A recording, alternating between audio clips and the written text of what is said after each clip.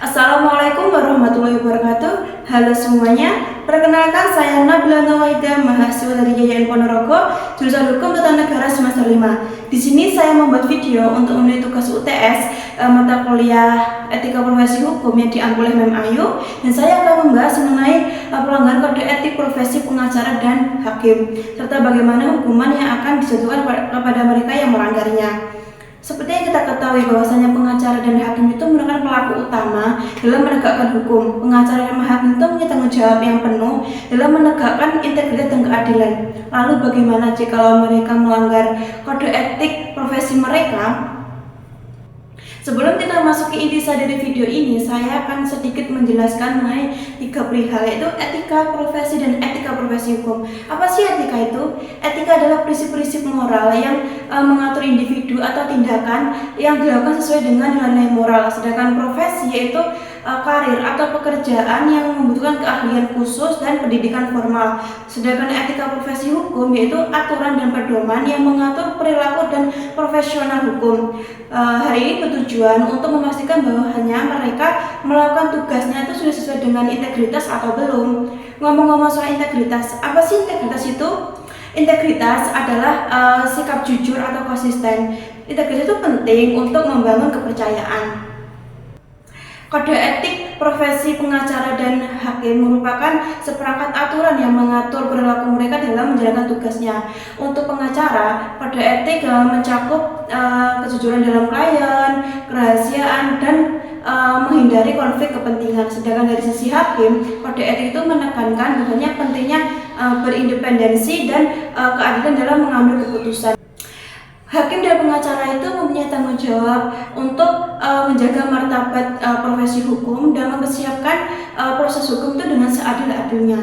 Namun tidak semua praktisi hukum bisa menjalankan tanggung jawabnya dengan sebaik-baiknya. Adapun contoh-contoh pelanggaran kode etik yang mungkin saja bisa terjadi, pada contohnya itu pengacara. Bisa saja tuh pengacara salah memberikan informasi kepada kliennya, terus membocorkan rahasia data klien, dan keterlibatan suap terhadap kasus. Nah, contoh lagi pada hakim. Hakim menerima suap dan menyalahgunakan kekuasaan dalam memutuskan suatu perkara. Hal tersebut itu dilakukan tidak hanya merusak nama baik individu, tapi juga merusak kepercayaan publik. Jika pengacara dan hakim itu melakukan pelanggaran kode etik, maka mereka akan mendapatkan berbagai hukuman, tetapi hukuman tersebut itu bergantung pada tingkatan pelanggaran mereka, yaitu teguran lisan atau tulisan, denda atau sanksi finansial, penungguhan lisensi, yaitu mereka dilarang untuk melakukan profesinya sementara, dan yang terakhir itu pencabutan lisensi, yaitu mereka itu sudah tidak boleh membuka praktik untuk permanen atau secara permanen.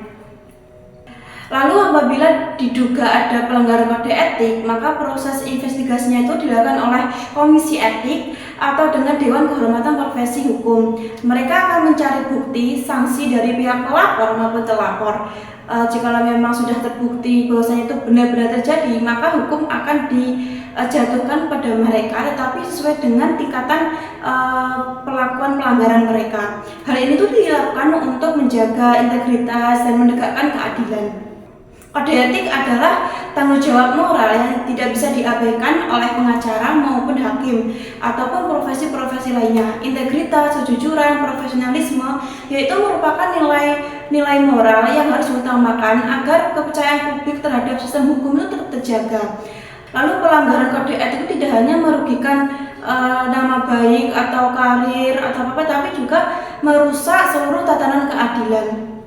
Demikian penjelasan mengenai pelanggaran kode etik terhadap pengacara dan hakim serta hukuman-hukuman yang akan diberikannya. Dengan ini, apabila tugas dilakukan dengan etika, maka dapat dipastikan bahwasanya hukum itu tidak hanya benar, tetapi juga adil.